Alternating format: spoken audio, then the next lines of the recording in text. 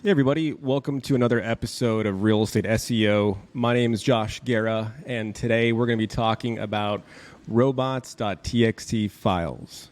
Now, I know what you're thinking, like what is a Robots.txt file? And it's really just a naming convention utilized for a file that actually restricts like web crawlers like Googlebot, which is Google's little bot that goes out and crawls your websites. It actually will restrict these from accessing certain directories on your website. Also, it can be utilized to easily call out and provide a link to your sitemap, so it makes it easy for search engines to actually spot and locate, which will help with indexation across the board. So what I'm going to do is I'm going to show you some real life examples and the how-to to create a robot.txt file directly from Google Search Console themselves. And then I'm also going to show you a robot.txt file generator if you don't feel comfortable enough to do it yourself. And then I'm going to go over some pitfalls that sometimes happens when you actually recently launch a website. So let's kind of go through all these together. I'm going to shrink my screen here real quick, and we're going to go through all this. So the very first thing I want to talk about is directly from Google Console themselves. And essentially, this is how you would actually create, or an example on how to create a robot.txt file. So what I wanted to do is explain how to create it, but break it down into like layman's terms just to make it easy to understand, because sometimes it's more technical than it needs to be.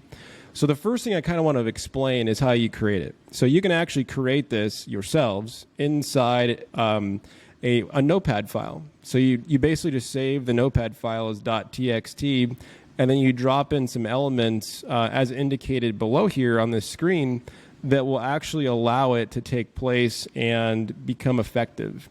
So basically how it reads is the first thing, which is user agent.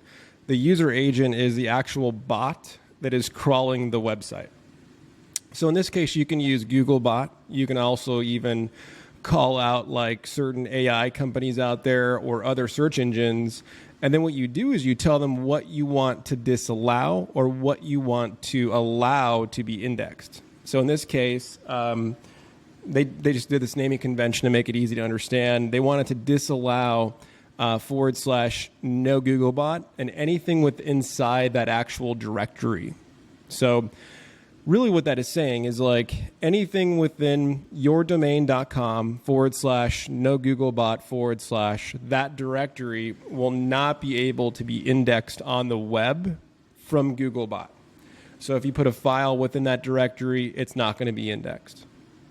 Beneath that, where it says user agents asterisk, this is essentially saying any and all agents or any and all bots, please allow this to actually be indexed. And beneath that, it's your sitemap. So you can put sitemap : and then the full URL directly to the sitemap. And that's going to make it easy for search engines to locate the sitemap, which will really make it easier to be indexed on the web and really make all of your pages easier to be indexed if you have like a dynamic sitemap that's been created.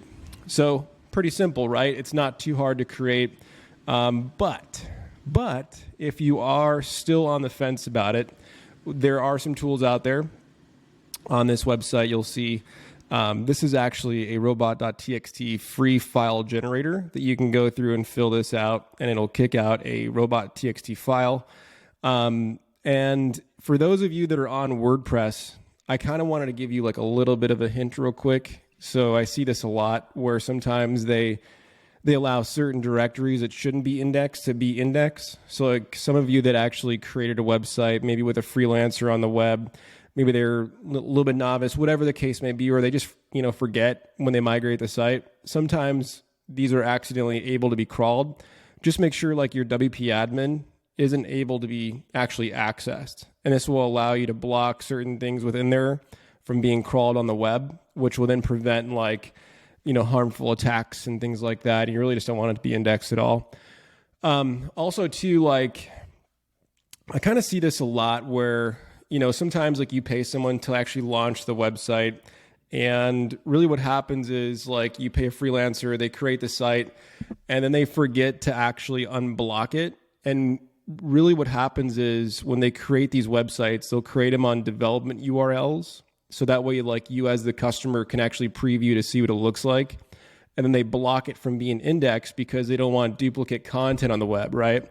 They don't want your dev URL and then actually your real URL to have the same exact content, because that's really going to actually harm you as far as, you know, search engine optimization goes. So their intentions are pure to block it, but sometimes what happens is when you go to launch the website, they forget to basically unblock.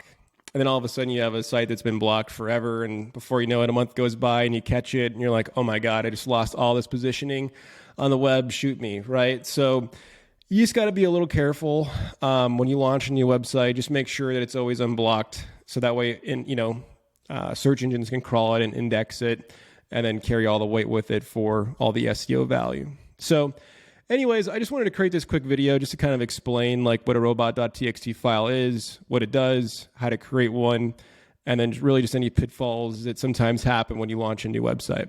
So hopefully you found this video helpful.